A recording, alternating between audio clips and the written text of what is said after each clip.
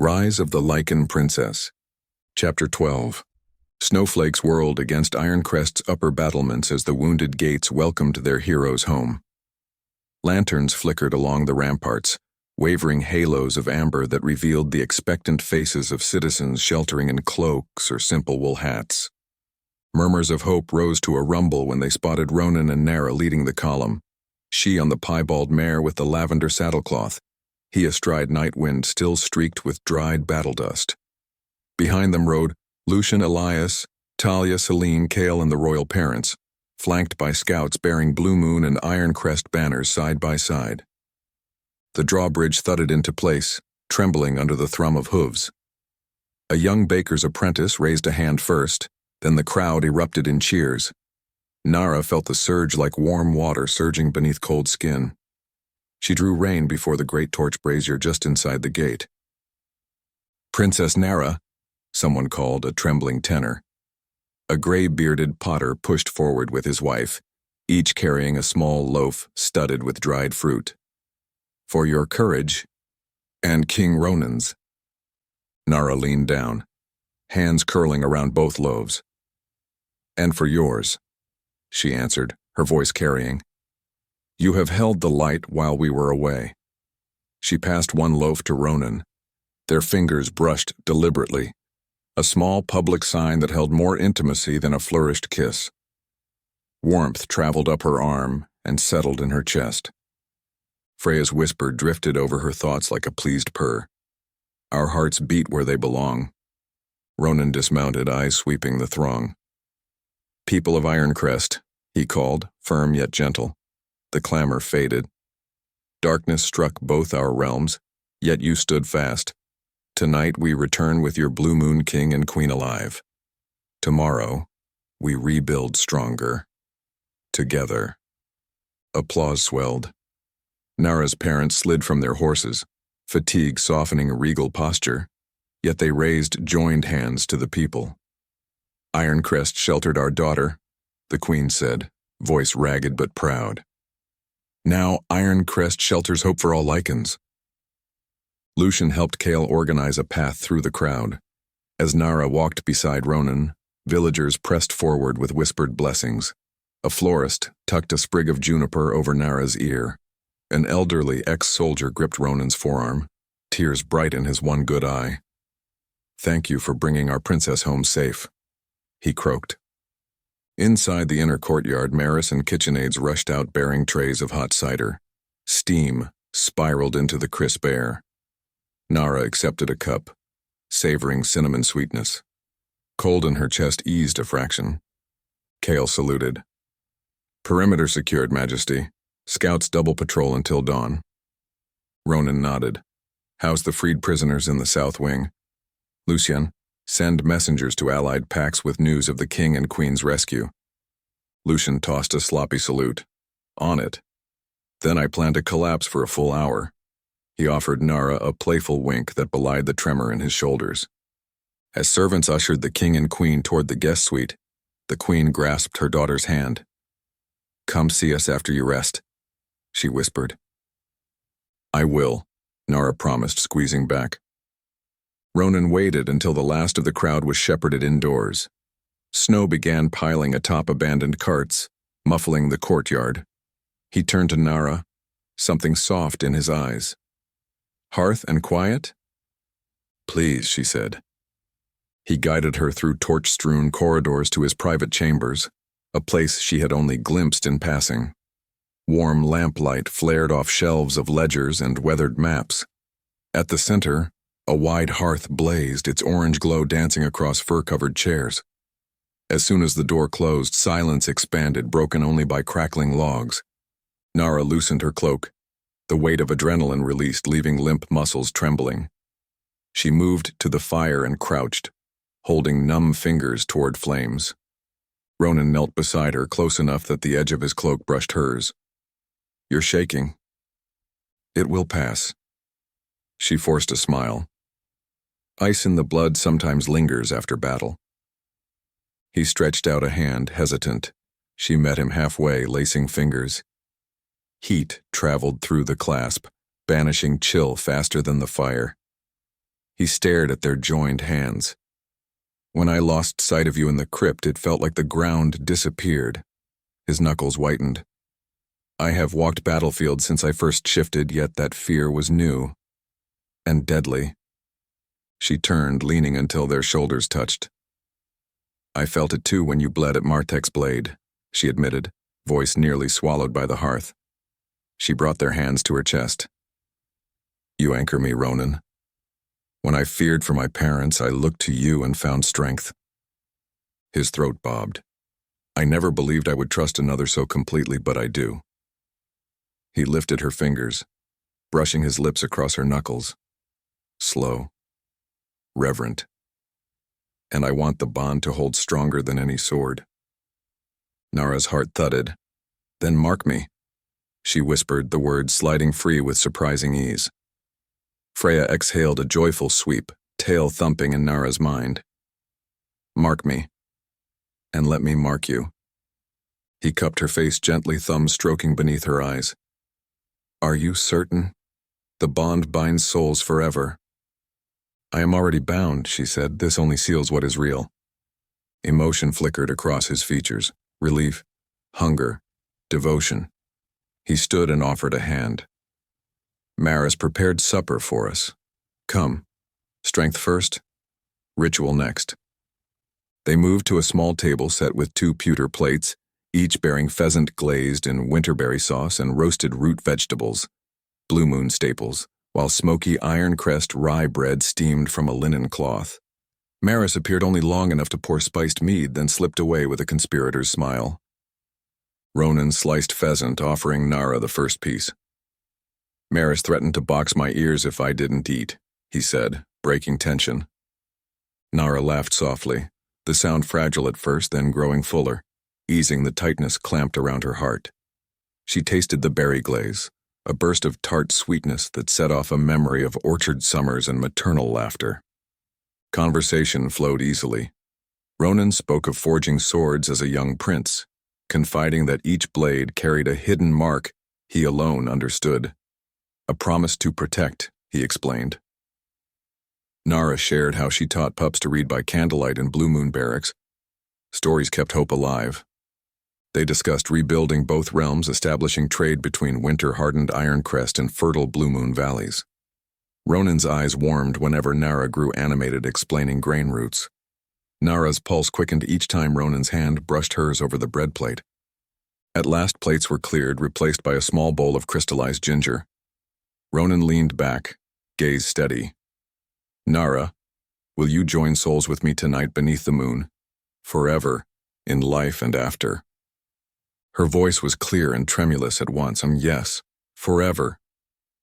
Celine arrived at Ronan's summons, bringing a slender silver vial of scented oil, a pair of deep blue ceremonial robes lined with white fur, and a slim dagger whose hilt bore entwined wolf and moon. Talia accompanied her, arms full of thick blankets and a small chest of healing salves. Celine's tone was soft but solemn. The ritual is ancient. Marking must be done freely and with clear hearts. She handed Narah a robe embroidered with moons and mountain peaks.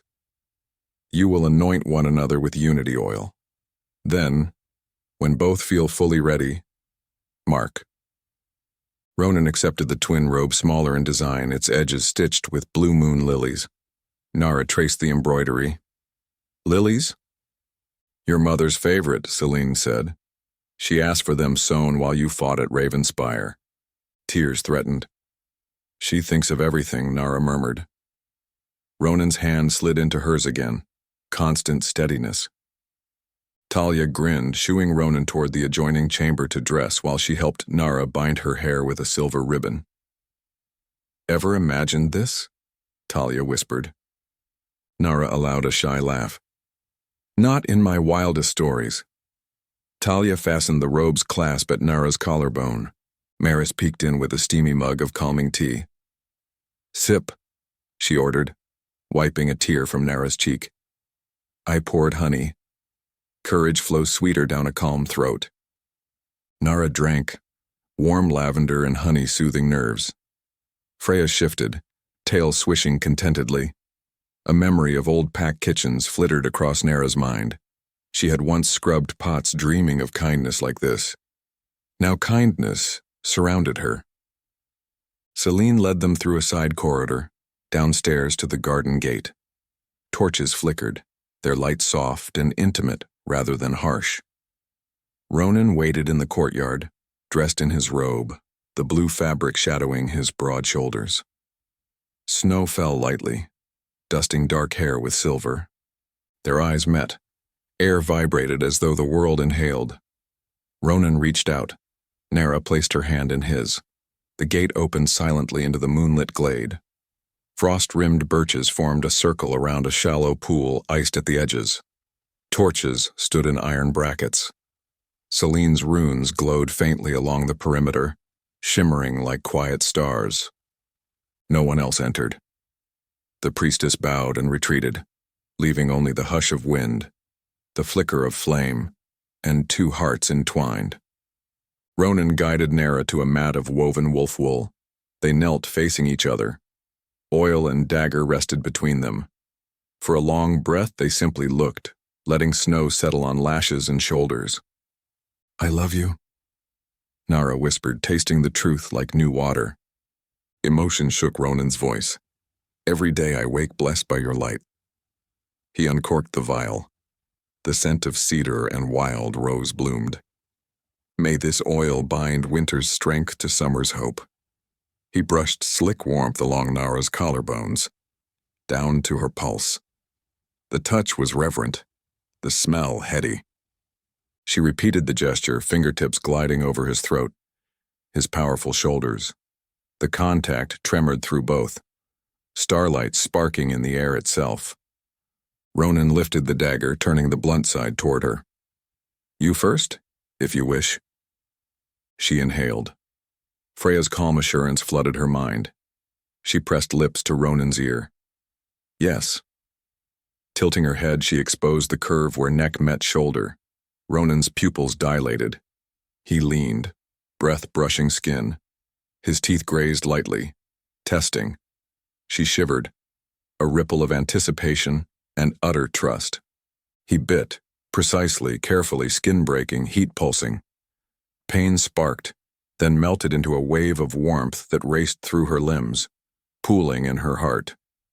Freya roared triumph, but softer. A song. Silver light flashed behind Narah's eyelids. Ronan pulled back, breath ragged, lips crimson. He met her gaze. Fear, love, wonder mingling. "Your turn," he murmured. She took his robe collar, drawing it aside to bare muscle. She pressed a kiss where heartbeat thudded, then bit, gentle, determined. He exhaled a growl softened into a sigh. Moonlight swelled around them, torches flaring brighter as if the flames felt their joy. The bond snapped fully into place, weaving through souls like sunrise. Images rushed between them, his first sword pinging in the forge, her lonely nights in pack laundry, his fear at losing warriors, her tears over cold corridors, each bolstered by the other's steady presence. When the vision receded, they remained kneeling, foreheads touching, breathing as one. Ronan cupped her face. "Mine," he whispered, not as possession, but as belonging. "Yours," she echoed. "And you, mine." He bent, claiming a lingering kiss that tasted of cedar, rose, and knew forever. She kissed back, hands sliding under his robe to feel warm skin beneath. Snow drifted onto their entwined hair, melting instantly. They tethered blankets near the hearth like torturing and settled onto them. The night wrapped them in silken hush. Ronan brushed stray strands from her cheeks, eyes asking. She answered with a smile and a hand guiding him down.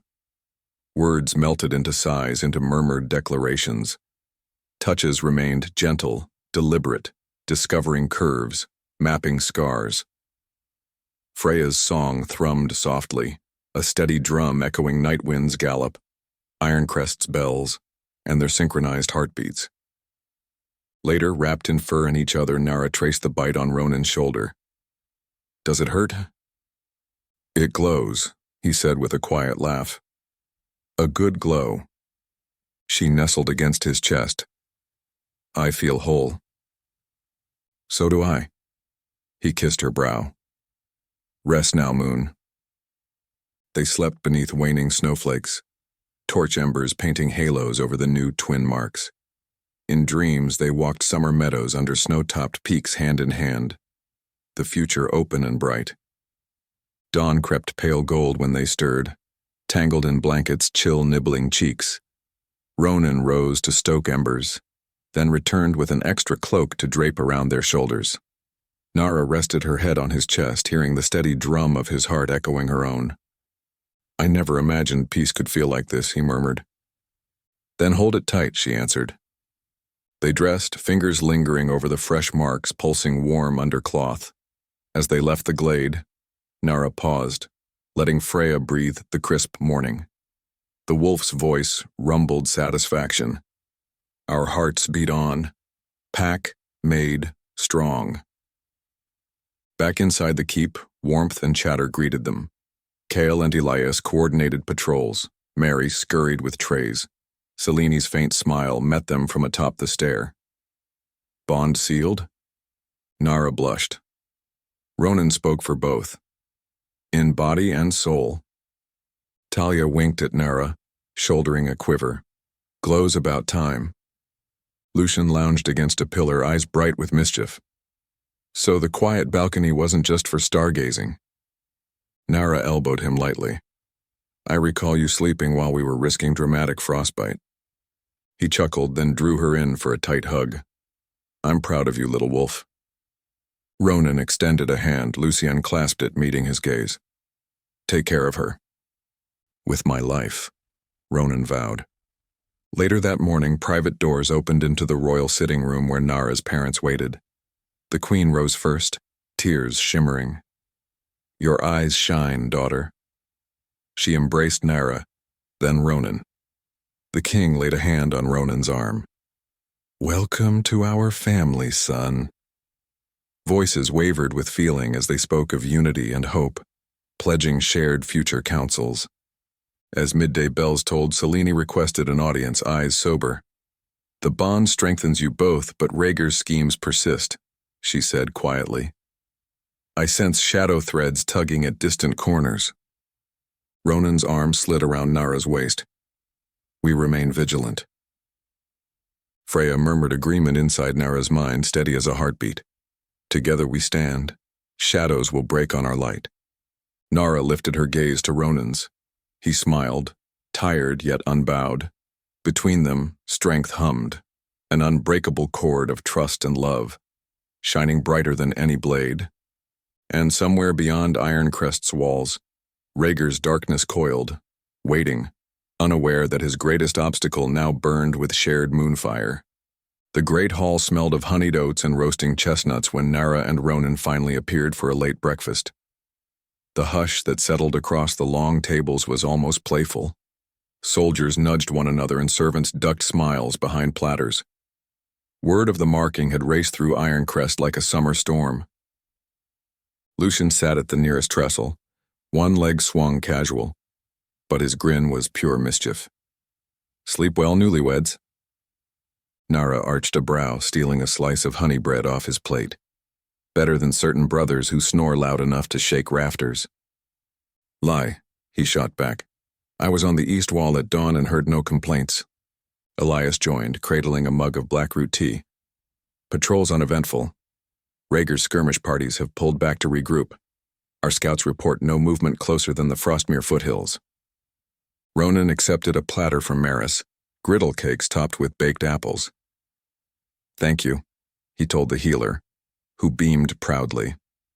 Maris leaned closer to Narah, whispering, The glow in your cheeks rivals sunrise. Warmth spread through Narah again. Your tea helped. Talia twirled into the hall, braids swinging. So it's true. You bit the king. She snapped her teeth playfully toward Ronan, then hugged Narah from behind. I expect twin bite scars displayed at tomorrow's archery contest. Ronan's amused snort startled a passing squire. If you're so curious, Lady Archer, you're welcome to spar with Narah and find out how fresh the marks feel. Oh, temptation, Talia laughed, twirling away. Kyle approached with rolled reports. Scaffold repairs finished on the inner gate. Prisoner Martek remains silent. Thought you should know he's refusing all rations but water. Ronan's smile faded. Keep him alive, I'll question him once our guests depart. Narah's parents entered then. The queen wrapped in a velvet traveling cloak. The king, steady though, bruises purpled his cheek. Conversations hushed. They crossed to Narah and Ronan, eyes shining. The queen embraced Ronan first, to the crowd's gentle surprise.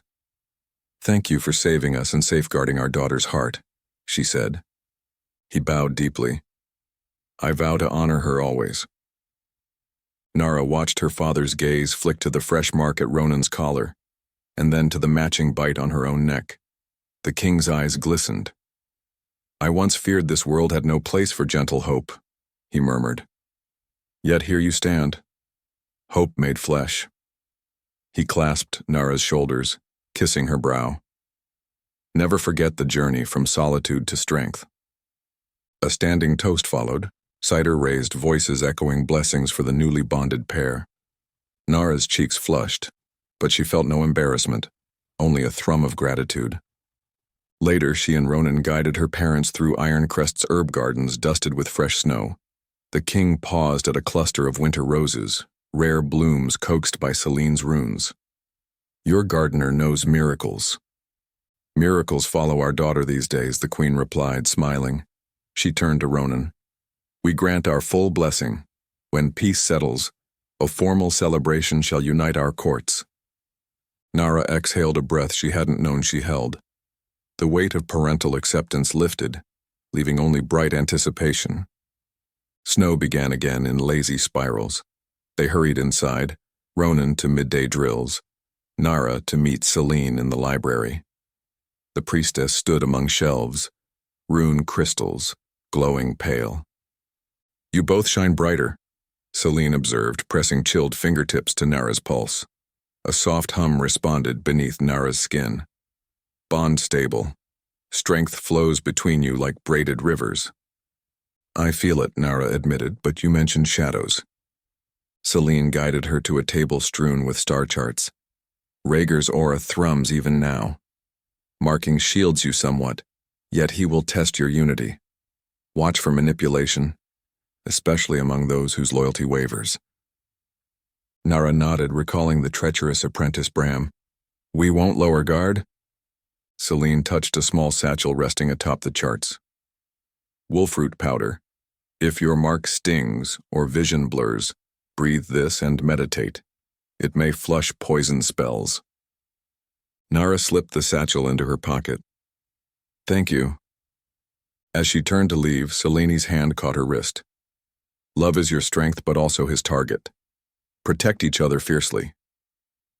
Afternoon waned into pale gold. Narah found Ronan in the training yard instructing new recruits. Snow clung to his hair, melted in beads along his jaw.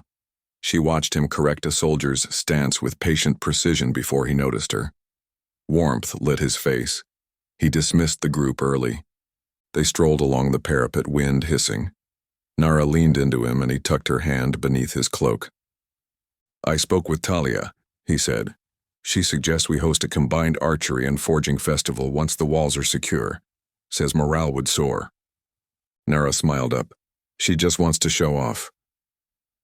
And perhaps watch me lose at archery to you. She laughed, nudging him. I may challenge you to smith a commemorative blade instead. His expression grew thoughtful. A sword symbolizing Blue Moon and Iron Crest, silver steel core, mountain lily guard. He squeezed her hand. We'll forge it together. They descended to the keep kitchens where Maris bustled over simmering venison stew. She pressed bowls into their hands, insisting they eat again before evening council.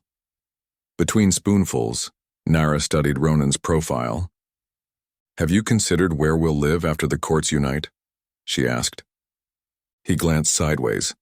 I thought to split seasons, summer and Blue Moon, winter here. Unless you'd rather endure Iron Crest blizzards year-round. I like blizzards, she teased, but Silvery Valley's call too. Shared roots in both soils could help our peoples merge. He tipped her chin. Then both it is. Evening fell. Narah and Lycan sat by the library hearth, maps spread out. Lycan sipped spiced wine, eyes warm. "So," he began, leaning back, "did you two at least get a chance to sleep?" Narah groaned. "Why is that everyone's first question?" "Because you're glowing like a firefly." He tucked a strand behind her ear with brotherly gentleness. "Truly, Narah, I've never seen you so whole." She rested her head on his shoulder. "I never felt so until now." Softly, "Thank you for always believing in me even when I doubted myself." He huffed. "Easy. You were the brave one teaching pups letters." They traded memories of childhood mischief, stealing honey cake, smearing flour on strict tutors. Laughter rolled between them, comfortable and healing. A messenger tapped at the door. "Princess, King Ronan requests your presence in the throne antechamber." Lycan winked, shooing her off. Ronan waited before the high-carved doors, wearing a clean tunic of black-trimmed silver. He extended an arm. She took it. Inside, the Lycan king and queen stood on a small dais arranged with blue-white lilies and a brazier-burning iron crest cedar. The queen clasped Narah's hand, then Ronan's. "We wish to formally bless your union." She turned to her husband, who produced a silver circlet crowned with small mountain crystals. He placed it on Narah's head. Light refracted, scattering across tapestries. "Wear it when you feel the weight of doubt," he said. "Let it remind you of our love." Ronan bowed. "We are honored." The queen kissed both their cheeks and stepped back, tears bright. They shared warm conversation, plans for diplomatic envoys, improved winter roads, joint harvest festivals. Ronan promised cooperation in training Blue Moon's city guard, while the king pledged grain aid to Iron Crest villages. After their parents retired, Narah and Ronan lingered. Their hands found each other's, thumbs brushing new marks. "Home feels larger now," he said. "And safer," she replied.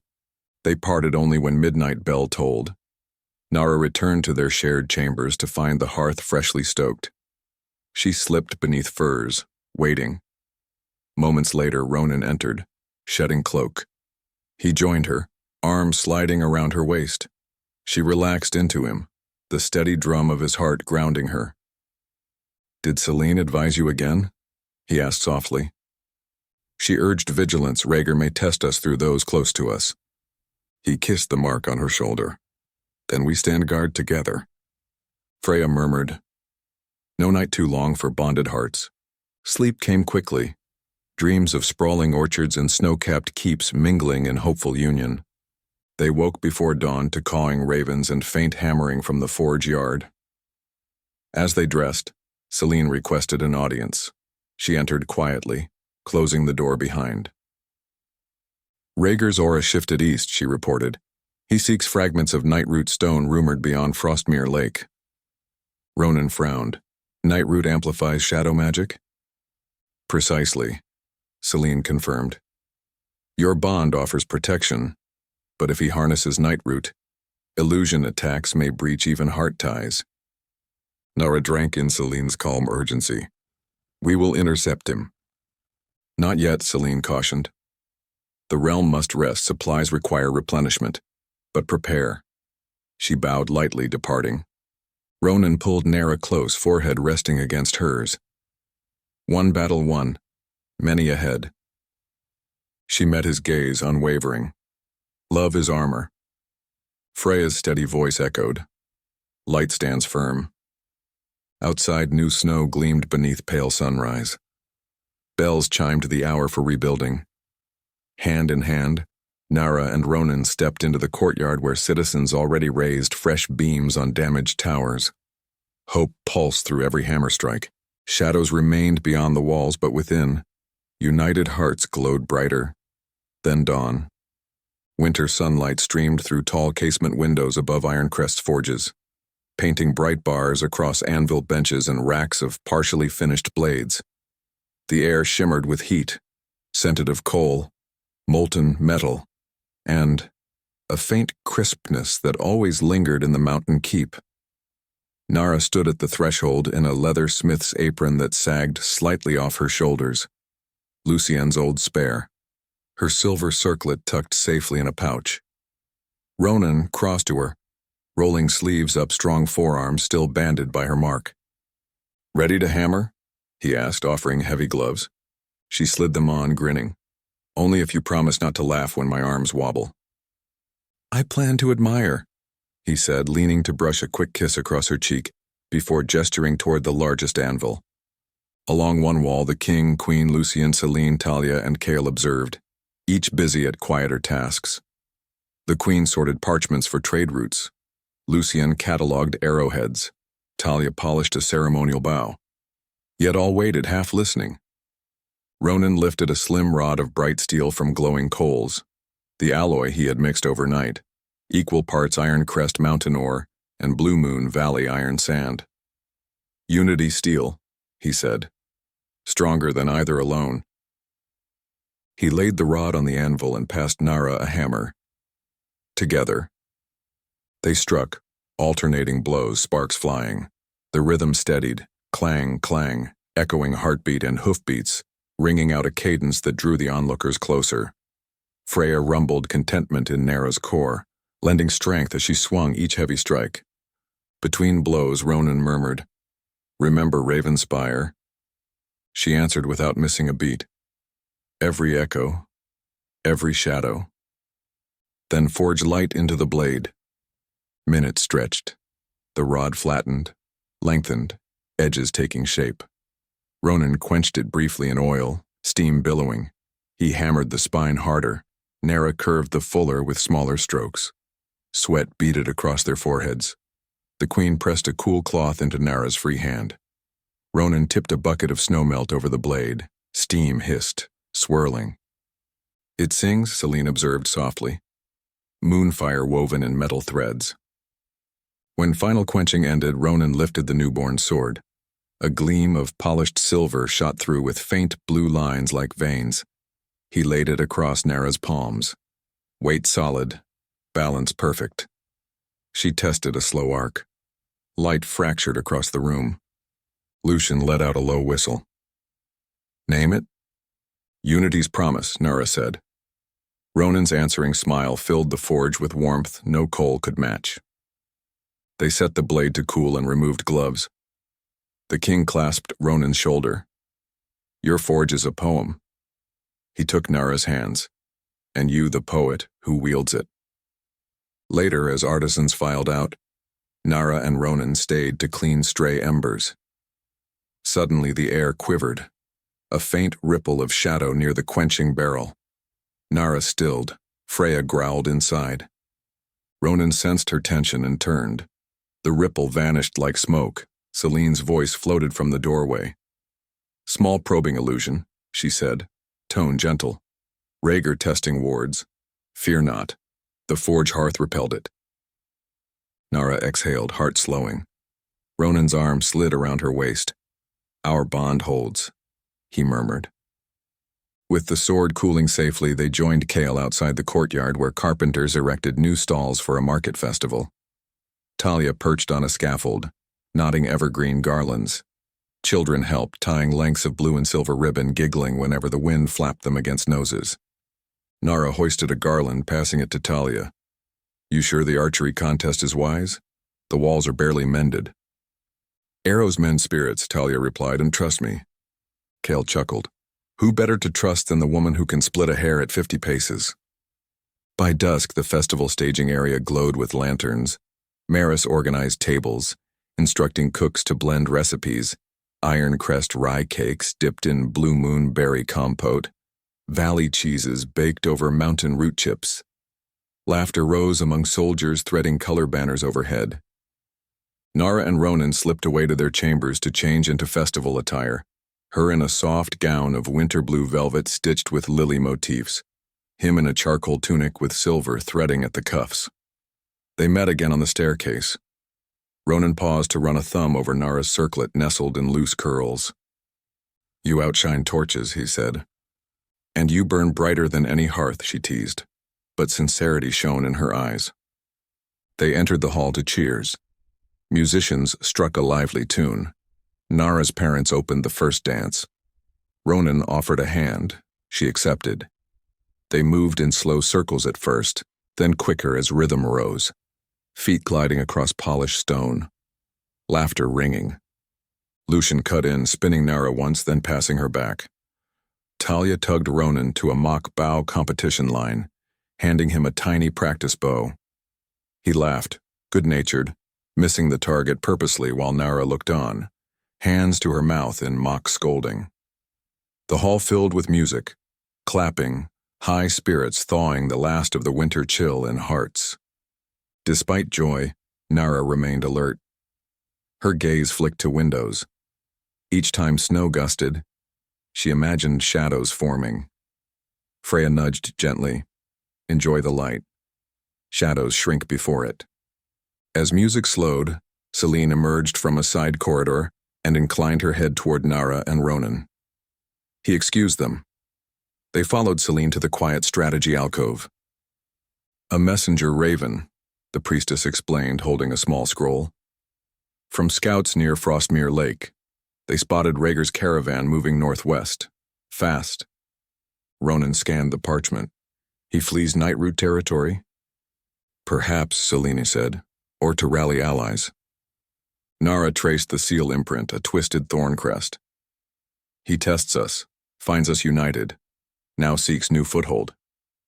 Celine's gaze softened. Your bond frustrates him, but he may search for Nightroot shards beyond the lake. If he succeeds, illusions could split armies, turn friend to enemy. Ronan's jaw set. We will prepare. Tomorrow we convene war council. Celine nodded, then slipped away to let them return to celebration. They re-entered the hall just as the queen announced a final toast. The crowd parted, and Narah and Ronan stepped together to the dais. The queen raised a crystal goblet. To Iron Crest and Blue Moon, 2 realms, 1 heart. She lifted her glass to Narah. Narah took a deep breath, glancing at Ronan before addressing their people. We forged a blade of unity this morning, she said, voice ringing. But unity is more than steel. It is the trust you place in each other, the shelter we offer strangers, the laughter we share tonight. Shadows prowl the horizon, yet hearts bound by truth outshine them. Ronan continued, We will meet the coming storms with courage, guided by the bond forged tonight, and strengthened each dawn. The hall erupted in cheers. Musicians resumed, this time a gentler tune suitable for slow steps. Narah and Ronan claimed the floor once more. They danced for themselves now, not the crowd. Ronan's palm at the small of her back, Narah's head resting lightly against his shoulder, their pulses aligning as one. Later, after well-wishers dispersed, they returned to their chamber. The newly forged sword rested on a table, burnished and gleaming. Narah traced its flat. Ronan wrapped his arms around her from behind. Tired? He murmured against her hair. A content tired, she said. Turning, she pressed a kiss to his jaw. No regrets. Only that time moves too quickly, he answered. Tomorrow brings strategy and skirmishes, but tonight, there is you. They stood by the window as snow drifted silently, watching torchlight flicker along rebuilt stone. Freya sighed with deep satisfaction inside Narah's mind. Safe. Strong. Ronan drew the curtains, shutting out night's chill. They folded into bed beneath thick furs. Sleep took them quickly, but Narah's dreams carried her beyond Iron Crest walls. She, Ronan, and their people gathered on a sunlit field. Unity's promise raised high while shadows receded like retreating tide. Dawn crept in gold glimmers. Narah woke to soft knocks. Lucian's voice. Council gathers. She and Ronan dressed in travel leathers, marking bites still glowing faint gold. Before stepping out, Narah paused. She met Ronan's eyes, saw her own reflection, strength, tenderness, and fiery resolve. Whatever comes, she whispered, Side by side. He finished. They touched foreheads. Freya's voice thrummed firm affirmation. They walked to meet allies, swords and strategy ready, hearts bound in new certainty. Love as shield, trust as blade. Beyond the keep, distant clouds gathered, but within them glowed a light Rhaegar had not foreseen, one he could not easily snuff. Two souls forged into brilliance and a kingdom ready to stand beneath that banner.